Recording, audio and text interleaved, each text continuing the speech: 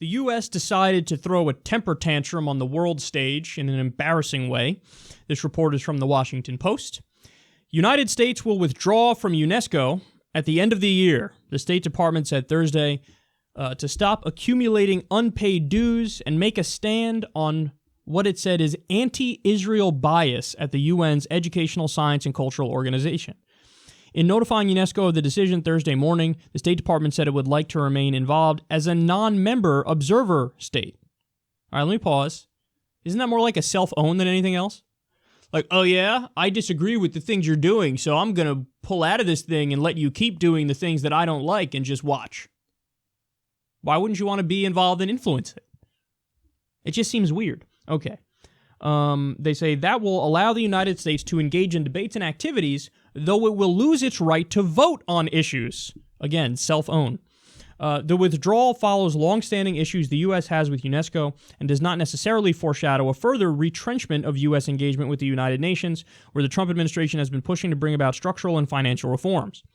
This is pragmatic, not a grander political signal, said John MacArthur, a fellow of the Global Economy and Developmental Program at the Brookings Institution and an advisor to the United Nations Foundation. The most immediate impact is that the U.S. will halt the arrears it has run up since it stopped funding the organization in 2011 to protest UNESCO's admission of Palestine as a full member.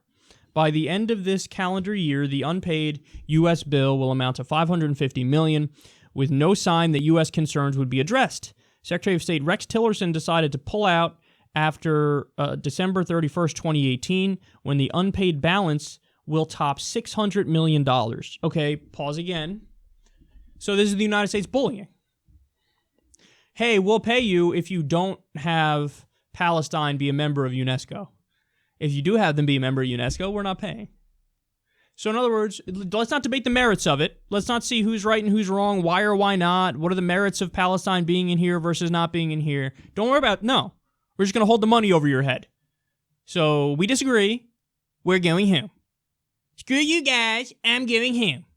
That's what this is. The U.S. is Eric Cartman on the world stage. We don't like Palestine. We're going home. The fuck is that? What is that? It's a bully is what it is. Oh, if you get rid of, we'll make you an offer.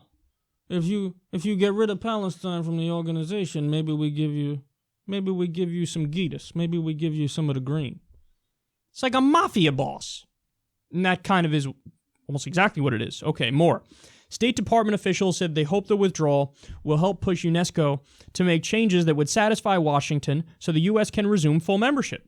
It sent a strong message that we need to see fundamental reform in the organization, and it raises everyone's awareness about continued anti-Israel bias, said one official, speaking on condition of anonymity under Department ground rules. The United States helped found the United Nations Educational, Scientific, and Cultural Organization after World War II, but has been at odds with it in recent years. State Department officials cited a 2012 decision not to expel Syria from its Human Rights Committee after the civil war in the country began, and repeated resolutions that refer to Israel as an occupying power. Oh my goodness. That's it. They call Israel an occupying power because it literally, under international law, is an occupying power. They didn't make it up. Oh, yeah, man, Israel. We're going to call them an occupier even though they're not. No. They're in the West Bank. They have illegal settlements. They are beyond the borders, which are deemed, or according to international law, that are theirs. They keep taking Palestinian land. That is, by definition, occupation. These fucking snowflakes in the U.S. like, you're calling them an occupier. We can't have that. That's what we're going to pull out over that. I mean, again, it's bullying because it says to them, hey, get rid of Palestine and then maybe we'll pay you. Maybe we'll give more money.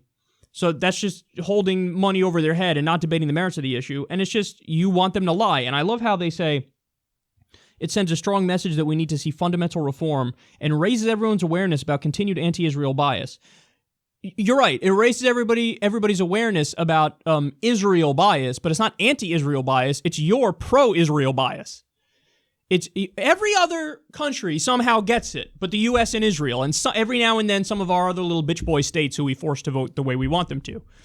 But every other country, every time you discuss this, okay, Israel, please stop occupying. Okay, let's make Palestine a state. Okay, let's fix this situation. But every time the U.S. veto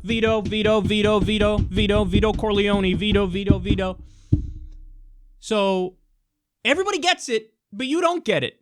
Or you're just lying about it, which I think is probably more likely. So it's so fucking sick, man.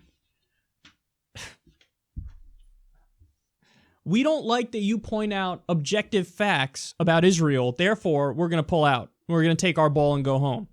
And also, this to the Syria point, we can't believe you still have Syria here. The United States is going to bitch about Syria being involved in this cultural organization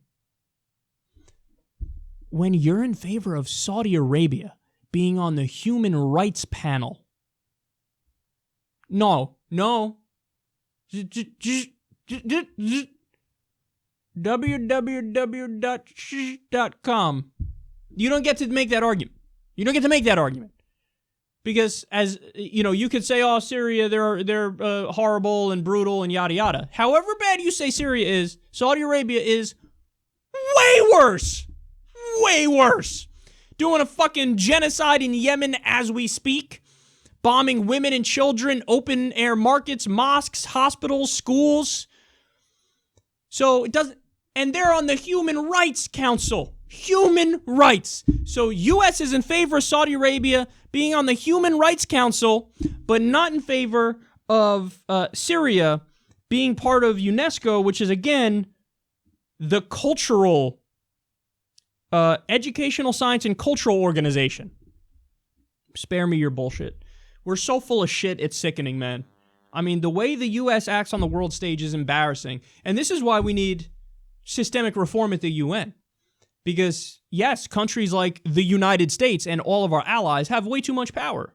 We just here, you want to do something that makes sense, like treat Palestine equally and fairly, and give facts about Israel like they're occupiers? I guess we're going to take our ball and go home and not give hundreds of millions of dollars that we said we'd give. So, yeah, we need reform at the UN. Need reform to put, the U.S. and Saudi Arabia and Israel in line and have a more fair system at the UN. And the irony of a country like ours, that we just had a giant fucking torture scandal where we're torturing people, and they were innocent people, mind you. We did an illegal war in Iraq. We're currently bombing 7 different countries. Guantanamo Bay is still open, where we have an extrajudicial system, no due process, no habeas corpus. The idea that we are somehow the paragon of human rights and that we can call the shots, nobody believes that. Even if you are the biggest, neocon nutsucker on the planet, you don't believe that because you know the facts of what we did. So you know this is a lopsided system, and you know it's too biased in our favor and in Israel's favor and in Saudi Arabia's favor. So they think they're owning everybody else. They're just owning themselves because it's just further proof of how hypocritical and pathetic we are on the world scene.